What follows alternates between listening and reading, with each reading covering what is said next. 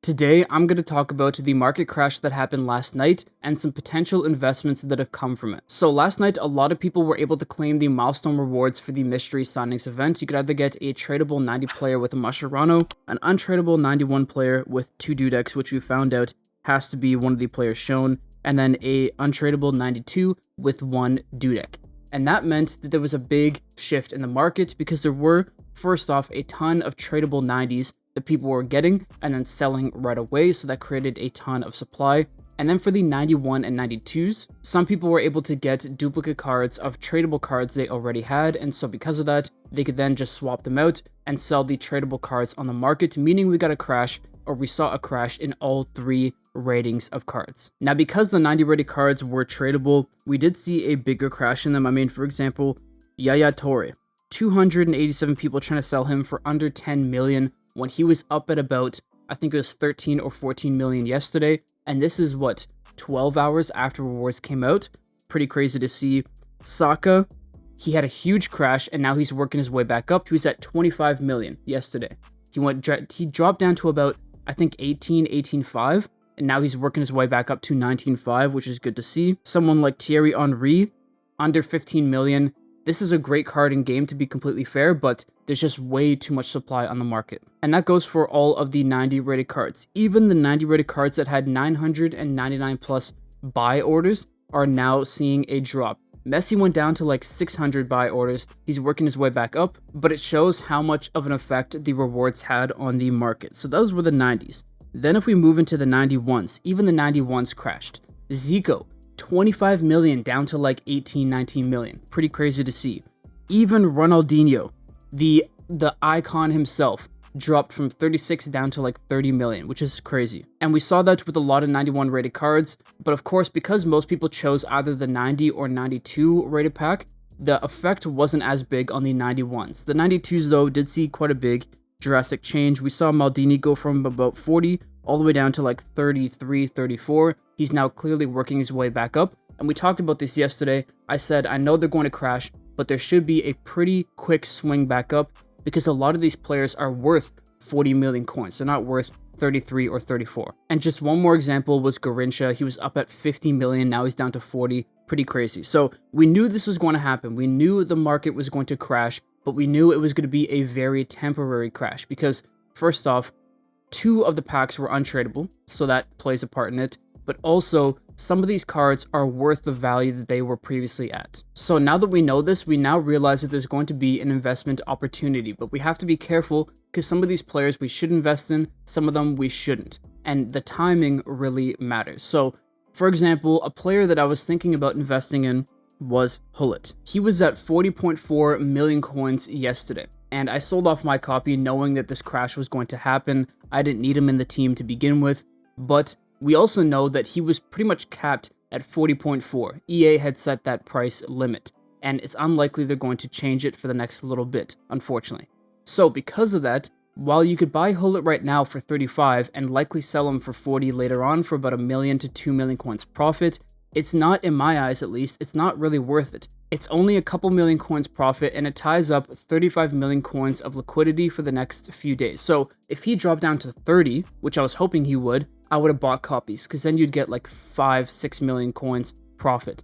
But because he only dropped down to about 33, 34, I'm going to pass on him. Same thing goes for Puskás. If he dropped down to like 20, 22, I'd definitely buy copies to sell him at 30. But because he only dropped down to about 24, 25, I'm just going to leave it because it's not worth tying up 25 million coins just to make 1 or 2 million coins profit. And to be honest, it's like that for a lot of the 90 to 92s, even Maldini here. No point in buying him at 36 because if you sell him at 40, you're not going to make any money with that 10% tax. So that tax definitely hurts when investing.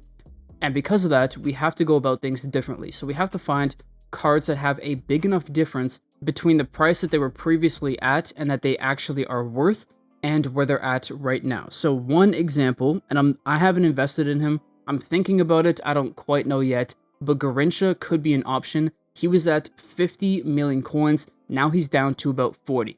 If we buy at 40 and sell at 50, we're making 5 million coins profit, and I think that's more worth it. But of course, we are banking on the fact that he will get back up to 50. If we have nothing big come out over the next few weeks, there's probably a good chance that he could do that because he is one of the best right wings in the game. Another player I was looking at was Carlos Alberto. He's down at 15 million and he was 24 million before, which is a crazy difference.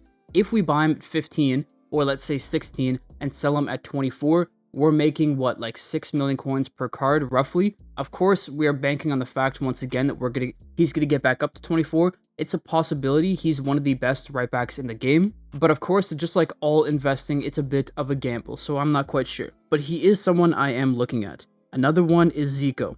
He was up at 25.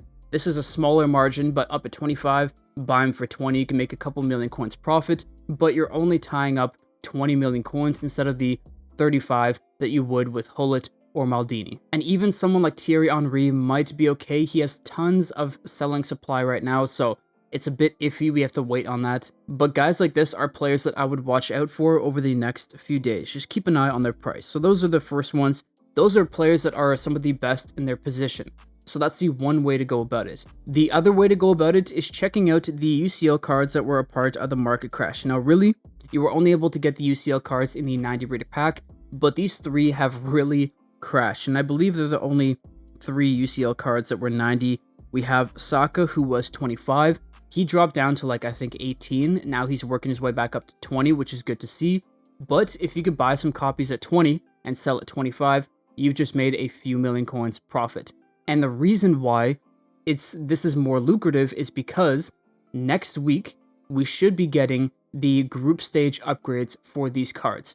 And because Arsenal have already won 2 matches, Saka is guaranteed a +1 upgrade.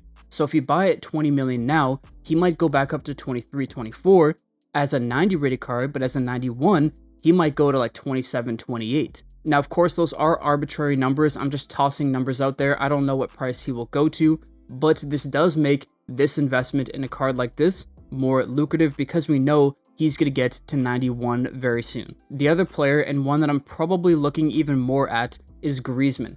He's working his way down to 8 million coins after being, I think yesterday he was like, what, 13 or 14? Down to 8 is pretty crazy.